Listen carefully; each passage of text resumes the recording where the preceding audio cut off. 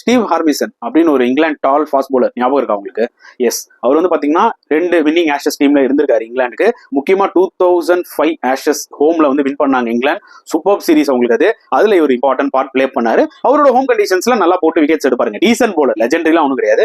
அவர் வந்து பாத்தீங்கன்னா இந்த இந்தியா இங்கிலாந்து மேட்ச் முடிஞ்சோடனே ஒரு விஷயம் சொன்னாரு. ஒன்னும் இல்ல, வைத்தறிச்சல் தான், தோத்துட்டோன்னு. அதாவது ஜெய்ஸ்வால், சர்ஃப்ராஸ் கான் இவங்கலாம் வந்து பயங்கரமா இன்னைக்கு அட்டாக்கிங் கேம் விளாடுறாங்களா, அது இங்கிலாந்துனால தான்.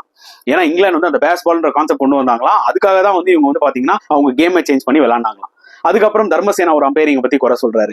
எனக்கு ஒரு விஷயம் புரியல, ஜெய்ஸ்வால் சர்ஃப்ராஸ் கானோட ஒரிஜினல் கேமே அதான் பிரதர். நீங்க என்ன ரஞ்சி டிராஃபி பாக்குறீங்களா இல்லையா? அவங்க எவ்வளவு கேமே அதுதான், சும்மா அடிச்சு விடக்கூடாது. At the same time Dharmasena umpiring பத்தி நீங்க குறை சொல்றீங்க, ஏன்? ஒரு 2-3 விக்கெட் அம்பையர்ஸ் கால் பண்ணோன்னே இதே தர்மசேனா தான் உங்களுக்கு 2019 வேர்ல்ட் கப்ல நின்னாருன்றதை மறந்துட்டீங்களா? அப்போ உங்களுக்கு வந்து எதுவுமே தோணல. அதாவது வன்மத்தை கக்கலாம், ஆனா வந்து இல்ல ரொம்ப ஓப்பனா கக்க கூடாது.